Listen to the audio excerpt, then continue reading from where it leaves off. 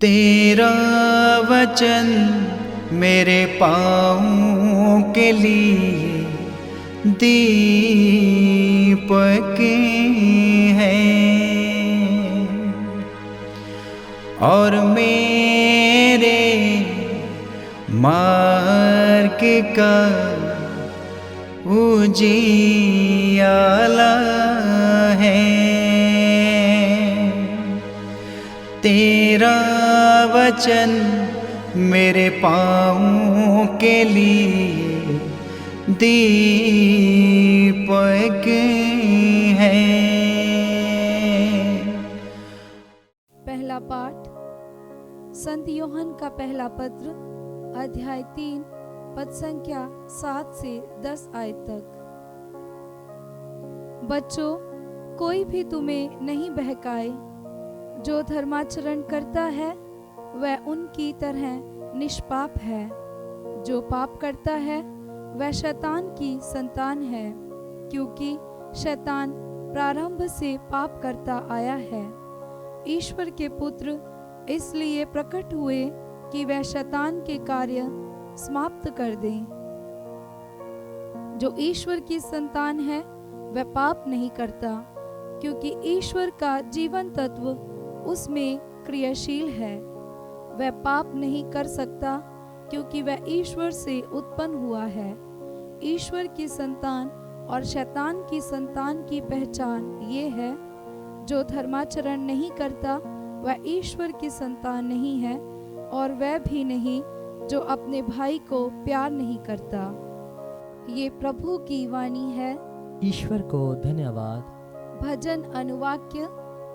पृथ्वी के कोने कोने में हमारे ईश्वर का मुक्ति विधान प्रकट हुआ है।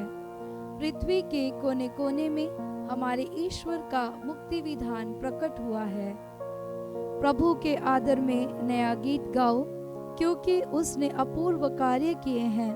उसके दाहिने हाथ और उसकी पवित्र भुजा ने हमारा उद्धार किया है। अनुवाक्य। पृथ्वी के कोने कोने में हमारे ईश्वर का मुक्ति विधान प्रकट हुआ है। समुद्र की लहरें गरज उठें, पृथ्वी और उसके निवासी जयकार करें। नदियां तालियां बजाएं और पर्वत आनंदित हो उठें, क्योंकि प्रभु पृथ्वी का न्याय करने आ रहा है। अनुवाक्य। पृथ्वी के कोने कोने में हमारे ईश्वर का मुक्ति विधान प्रकट हुआ है। वह न्यायपूर्वक संसार का शासन करेगा। वह निष्पक्ष होकर लोगों का न्याय करेगा। अनुवाक्य। पृथ्वी के कोने कोने में हमारे ईश्वर का मुक्ति विधान प्रकट हुआ है। जय घोष हालेलुया। अनुवाक्य। हालेलुया।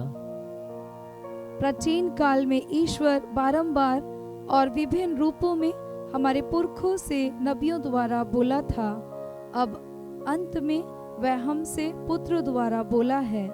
अनुवाक्य। हालेलुया। पवित्र सुसमाचार संत यूहन्ना के अनुसार अध्याय 1 पद संख्या 35 से 42। यूहन्ना अपने 2 शिष्यों के साथ वही था।